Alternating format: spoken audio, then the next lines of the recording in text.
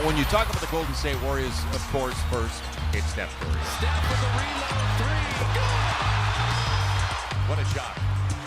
Steph Curry hitting 40% of his threes, 48% overall coming into the game, averaging 25 a contest.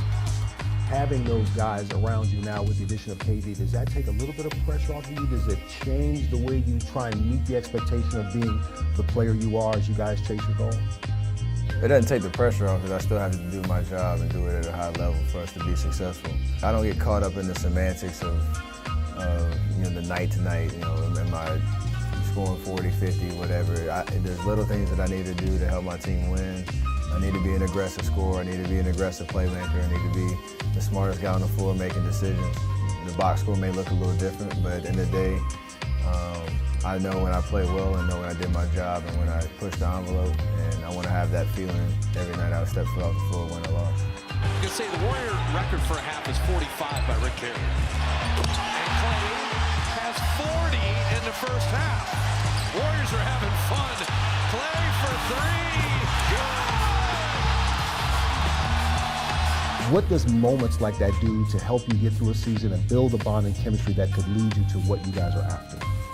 Well, it's a long year to begin with, so those moments that, those nights where they're different, they're special, you want to enjoy them and not take them for granted. I don't think anybody's going to take for granted 60 points in 3 quarters, but in those moments, one, you're happy for your teammate doing what he's doing, and you want to, just encourage him to keep it going. But we as basketball purists and basketball fans and players on the bench, and we were watching him do what he was doing, it was just unbelievable. And so that kind of emotion came out. It was a lot of fun that night, and obviously a night that we'll remember for a long time. Zaza winning that tip. Curry on the go route. Back to Durant. What a play! Well, it didn't take him 3 months to learn how to play together on that particular play, did it? When you think back to having already been at the top, winning a title at the finals last year, didn't quite make it there again, with the goal being the same, is to get back and win another championship, what does adding KD to the mix do for this team and that possibility? I mean, it just gives us a different dynamic that we can count on. He's obviously an all-world talent that does things on the court that not many people can do. But we added to our versatility.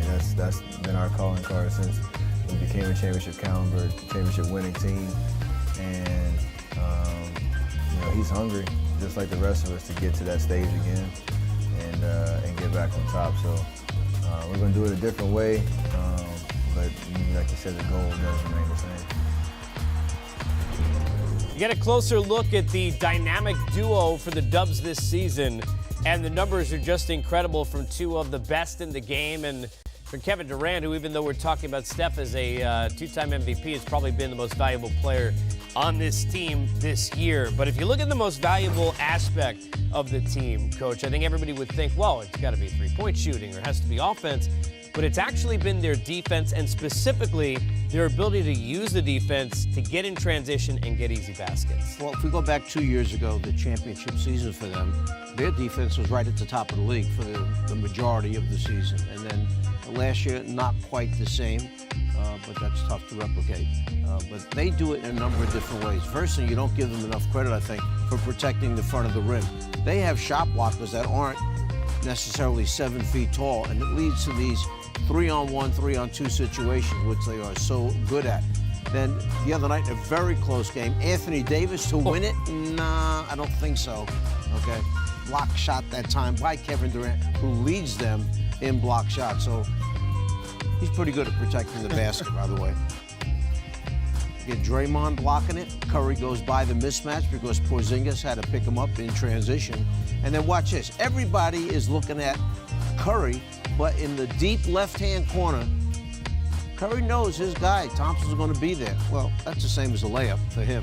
3-pointer, uncontested, he knocks it down. So you see how great defense can lead to these easy buckets for a team that's mentality is so good and they change so fast from one end of the court to the offensive end of the court. You know, something, Danny, that I've watched with Katie that's been so impressive, and I wonder, as a player, how teammates feed off it. We know how talented he is. He can go out, score 40 a night. He is selling out on defense to get a block, to get a steal, to take a charge, as much as anybody in the NBA. How does that rub off on his teammates when they see a guy with that ability playing that way defensively? Well, it's contagious because I don't think anybody would disagree with me. I think he's the most talented player on that team. Yes. One of the most talented in the history of our league. And when you see him putting forth that type of effort, the other players, they have to follow suit. You know, I've seen him make so many weak side blocks. He's attempting to take charges. He's playing defense at a higher level than he ever has in his career thus far. And I think that's commendable. I mean, all the heat he took from going to the Warriors, he's brought it. And he's brought it times 3. You know, so I'm very impressed with his defensive effort because it's one of the reasons why they're #1.